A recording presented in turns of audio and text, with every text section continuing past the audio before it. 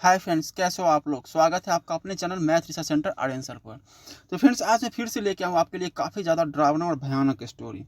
तो चलिए बिना वक्त व्यय कहानी को शुरू करते हैं। शीर्षक का नाम है भूतहा फ्लैट नंबर 13। अविनाश एक सॉफ्टवेयर इंजीनियर है, थाने मुंबई का रहने वाला है। 1993 में अविनाश को बेंगलोर की एक सॉफ्टवेयर कंपनी से जॉब कॉल आया। कंपनी ने अविनाश को तत्काल ड्यूटी पर ज्वाइन होने को कह दिया। इसलिए कॉल आने के बाद दूसरे ही दिन उसने कंपनी में जाकर रिपोर्ट किया। बेंगलोर शहर में उसका पहला दिन था, इसलिए वो रात उसने कंपनी में ही बिताई और दूसरे दिन ही ऑन ड्यूटी वक्त निकालकर रियल एस्टेट ब्रोकर से अर्जेंट फ्लैट की बात की। उसने एक पुरानी बिल्डिंग में 13 नंबर का फ्लैट दिखाया। फ्लैट काफी अच्छा था, सुंदर सी बालकनी भी थी और ऊपर से कंपनी के नजदीक भी था। इसलिए अविनाश ने तुरंत ही उसे भाड़े पर ले लिया और सामान फ्लैट में रखवा दिया। अविनाश के साथ भूतहा घटनाओं की शुरुआत पहले दिन से ही हो गई थी, क्योंकि काम पर से वापस लौटने पर वो जैसा फ्लैट को छोड़ के गया था वो वैसा बिल्कुल नहीं। उसके खाने की चीजें जैसे कि ब्रेड, चिप्स और चॉकलेट जैसी चीजें पूरे घर में फैली हुई थी। कपड़े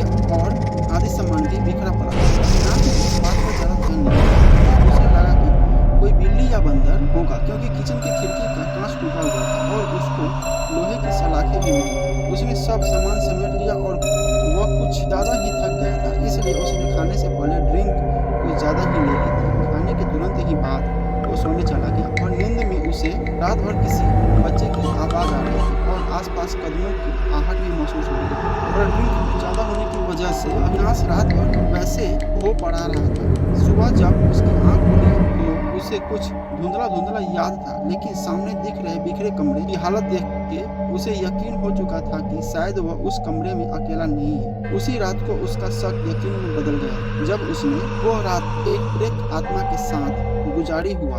यूं कि अविनाश जब रात को घर वापस आया तब उसने साथ में आइसक्रीम भी लाई थी और रात के खाने के बाद जब वो आइसक्रीम खाने बैठा तो उसे महसूस होने लगा कि कोई उसके आसपास मंडरा रहा है।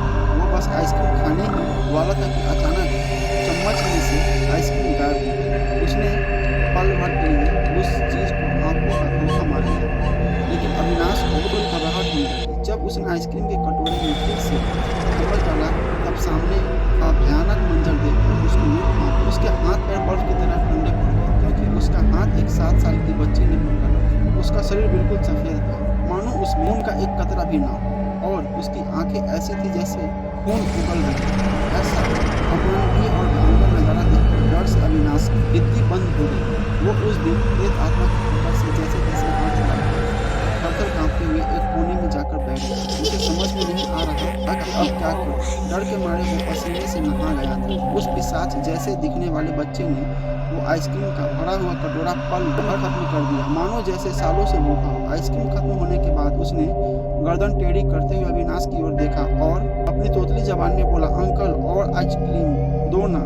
इसकी आवाज सुनकर अविनाश डर से कांप उठा और वह एड़ी चोटी का जोर लगाकर दरवाजे की तरफ भागा था, लेकिन दरवाजा कुछ भी किए वो खोल नहीं पा रहा था। उस वक्त अविनाश ऐसी स्थिति में था जब उसे लग रहा था कि ये उसकी जिंदगी की आखिरी रात है। वो जब पीछे मुड़ा तब वह प्रेत आत्मा घर में गाना गाते गाते गोल गोल घूम रही थी। अविनाश दरवाजे को पीठ लगा के उस पिशाच की तरफ ही देख रहा था, इस डर से कि कहीं वो प्रेत उस पर हमला न कर दे। और आखिर में अविनाश ने इतना ही बताया कि वो पिशाच उसके सामने आकर खड़ा हुआ और अपनी तोतली जबान में फिर से बोला, अंकल और आइसक्रीम दो ना। फिर डर के मारे अविनाश बेहोश हो गया था। सुबह जब उसकी आंख खोली तो अविनाश दरवाजे के पास ही पड़ा था और फिर एक बार घर का सारा सामान बिखरा पड़ा था, पर उसकी इतनी हिम्मत नहीं हुई कि किसी चीज को छुए। फिर वही दरवाजे के नजदीक वाले टेबल पर उसका वॉलेट रखा था, वो उठाकर उसने जेब में रखा और बिना कपड़े बदले उसी चड्डी बनियान में नजदीक रहने वाले दोस्त श्रीकांत के घर पर गया। फिर कुछ दिन वह दोस्तों के साथ रहा और बाद में दूसरे घर में शिफ्ट हो गया। अविनाश फ्लैट नंबर 13 में सामान लेने भी नहीं गया। उसने ब्रोकर को कहकर बाहर ही मंगवा लिया, पर अविनाश आसपास के लोगों को पूछने जरूर गया था कि उस भूतहा घर की कहानी क्या है। पड़ोसियों बताया कि 13 नंबर फ्लैट में 8 साल पहले 3 लोगों की फैमिली रहा करती थी, माँ बाप और उनका 7 साल का बेटा। एक दिन बीमारी की वजह से बेटे की मौत हो गई थी। फिर उसके बाद वो मियाँ बीवी कहीं चले गए, पर मौत के बाद भी वो बच्चा अभी भी वहीं भटक रहा है। अमावस्या पूर्णिमा या कभी रात को उस बिल्डिंग की बालकनी या छत पर वो दिखता है। उस फ्लैट में बहुत से लोग आकर गए, लगभग सभी को वो प्रेत आत्मा दिखी थी और उसने आज तक किसी को हानि नहीं पहुंचाई। और वह तंग जरूर करता है क्योंकि है तो वो एक बच्चे की अतृप्त आत्मा ना, जो ठीक से बचपन देख नहीं पाई। तो फ्रेंड्स, कैसा लगा स्टोरी प्लीज़ कमेंट करके बताइए और हमारे चैनल को सब्सक्राइब जरूर कीजिए। मिलते हैं अगले स्टोरी में।